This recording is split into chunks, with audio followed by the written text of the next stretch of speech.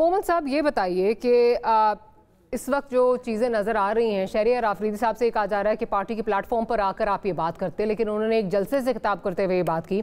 सवाल ये कि क्या वजह बनी कि शहरियार आफरीदी साहब को ये बात जो है वो पब्लिकली आके कहनी पड़ी, और फिर ऑब्वियसली आपकी पार्टी को इस पर जो है वो एम्बेरसमेंट भी फेस करनी पड़ती है।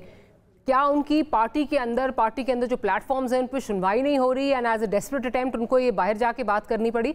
बिकॉज इस वक्त लग ये रहा है कि डेस्परेशन बढ़ रही है, और दैट्स द रीज़न कि आपके लोग अपनी जो डर्टी लॉन्ड्री है that's being washed in public. क्या कहेंगे इस पे? बिस्मिल्लाहिर्रहमानिर्रहीम। इय्याका नाबुदु व इय्याका नस्तईन। देखिए, ये जो डिफरेंसेस होते हैं ना, आप इसको पार्टी में दरार का या जो मर्जी के, मैं तो इसको सिंपल ये कहता हूँ, ये किसी भी पॉलिटिकल पार्टी के अंदर एक नॉर्मल चीज़ होती है, हर जगह होती है। अच्छा, बाज़ जगह पे ज़रा लाउड होती है, बाज़ जगहों पे ज़रा धीमी होती है, पर होती हर जगह है। मैं मिसाल दे देता हूँ, पीटीआई के अलावा मिसाल दे देता हूँ। जैसे चांदियो साहब ने अभी कहा था कि अगर भुट्टो साहब जिंदा होते तो वावडा साहब को सेनेट का टिकट ना मिलता या उनको वोट ना मिलते। जैसे जावेद लतीफ़ साहब और राना सनाउल्लाह साहब कह रहे हैं कि एक कुछ कह रहा है, दूसरा कुछ कह रहा है। मतलब जावेद लतीफ़ साहब तो हद कर गए ना, वो तो कहते हैं कि हमें तो मैंडेट ही नहीं मिला था और हमें दिलाया गया है और हम लोगों को ये लेना नहीं चाहिए था, एंड सो ऑन।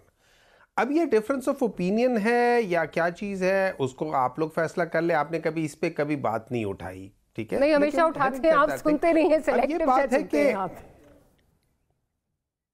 हो सकता है नहीं, मैं वैसे टीवी देख, मेरे पास इतना टाइम नहीं होता टीवी देखने का, तो इस वजह से आप सही कहती हैं, ठीक है? आई अपोलोजाइज फॉर दैट, ठीक है? अच्छा, उसमें ये है कि ये जो बात, जो इन प्रिंसिपल बात है, इन प्रिंसिपल बात सही है कि पाकिस्तान तहरीक इंसाफ के अंदर या किसी भी जमात के अंदर जो आपके कारकुन होते हैं, अगर आप उनको रिवॉर्ड नहीं करेंगे तो मैं समझता हूँ ये ज्यादती हो जाती है, ठीक है? किसी भी कारकुन के साथ ज्यादती होती है और ये नहीं होनी चाहिए। अब इसको उठाने के दो तरीके हैं। एक, आप फोरम पे उठाएं।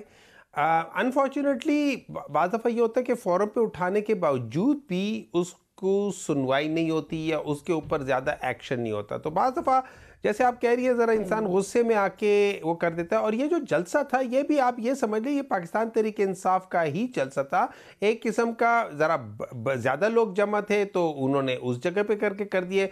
लेकिन अगर ये, हाँ, मैं इसको ज़्यादा माइंड करता, जिसे आप कहते हैं ना डर्टी लेनन, मैं इसको माइंड करता कि अगर यही बात आके मैं टेलीविज़न पे कहूँ या यही बात आके मैं इस किस्म की बातों पे कहूँ, तो फिर शायद मुझे वो थोड़ा बहुत इम्पैक्ट आ जाता है कि जी मैं पब्लिक में जाके कर रहा हूँ। वो तो जलसा तो हमारा अपना ही वो था, वहाँ पे, ठीक है, गैदरिंग ज़्यादा थी। तो चले, आपने क्योंकि बात की कि जलसे की बात और टेलीविज़न पे आकर बात करना वो ज़्यादा मायने खेज होता है अगर आप टेलीविज़न पर आकर बात करते, तो मैं उसके भी एग्जांपल्स दे देती हूँ जो कि डिस्कॉर्ड एक नज़र आ रहा है। सबसे बड़ा मसला, सुन्नी इत्तेहाद काउंसिल में जाना है कि नहीं जाना।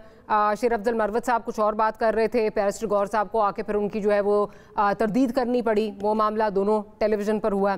अच्छा, गुज़िश्ता दिनों आपकी पूरी लॉयर्स बॉडी जो है बैठी, उसमें शोएब शाहीन साहब भी थे, उसमें पंचोता साहब भी थे, फिर आपके स्पोक्स पर्सन रऊफ हसन साहब भी थे। वो कैटेगोरिकली कह रहे हैं जी सीजेपी को ये जो जजेस वाला इशू है उसके बाद रिज़ाइन करना चाहिए। अली मोहम्मद खान मेरे प्रोग्राम में आके कह रहे हैं ये रऊफ हसन की इनफरादी जो है वो राय है।